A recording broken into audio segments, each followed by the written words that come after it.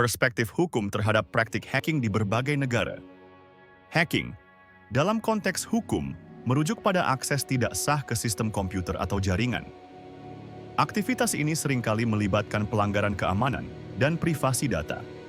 Hukum memandang hacking sebagai tindakan yang berpotensi merugikan individu, organisasi, dan bahkan negara.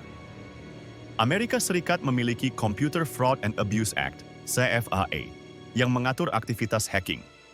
Undang-undang ini melarang akses tidak sah ke sistem komputer yang dilindungi. Jerman memiliki Strafgesetzbuch, StGB, yang juga mengkriminalisasi akses ilegal ke data komputer.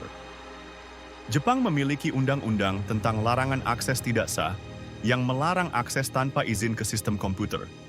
Setiap negara memiliki pendekatan yang berbeda dalam mendefinisikan dan menghukum aktivitas hacking. Perbedaan ini mencerminkan prioritas dan nilai-nilai hukum yang berbeda.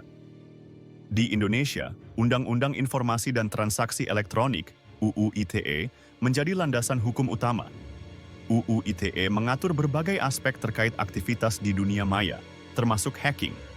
Pasal-pasal dalam UU ITE mengatur tentang akses ilegal, intersepsi data, dan gangguan terhadap sistem elektronik.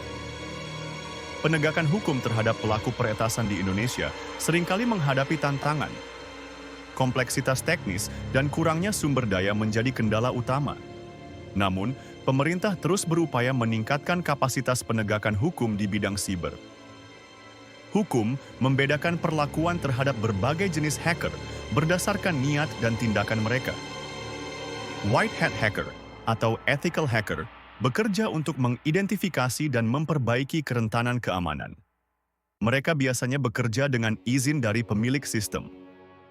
Black hat hacker melakukan aktivitas hacking untuk tujuan jahat, seperti pencurian data atau sabotase. Tindakan mereka jelas melanggar hukum dan dapat dikenakan sanksi pidana.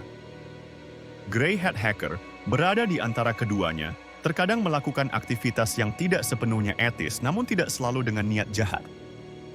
Perlakuan hukum terhadap grey hat hacker seringkali lebih kompleks dan bergantung pada kasus per kasus. Faktor-faktor seperti dampak dari tindakan mereka dan apakah mereka mencoba untuk mendapatkan keuntungan pribadi akan dipertimbangkan. Regulasi yang adil sangat penting untuk menyeimbangkan antara keamanan siber dan inovasi. Regulasi yang terlalu ketat dapat menghambat perkembangan teknologi keamanan. Sebaliknya, regulasi yang terlalu longgar dapat meningkatkan risiko serangan siber. Penting untuk menciptakan lingkungan hukum yang mendukung ethical hacking dan penelitian keamanan. Hal ini dapat membantu mengidentifikasi dan mengatasi kerentanan sebelum dieksploitasi oleh pihak yang tidak bertanggung jawab.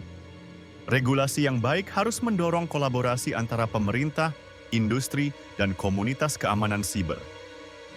Keseimbangan antara perlindungan hak digital dan penegakan hukum juga harus diperhatikan. Regulasi harus dirancang untuk melindungi privasi dan kebebasan berekspresi, sambil tetap memberikan wewenang yang cukup bagi penegak hukum untuk mengatasi kejahatan cyber. Dengan regulasi yang tepat, inovasi keamanan siber dapat berkembang tanpa mengorbankan hak-hak digital.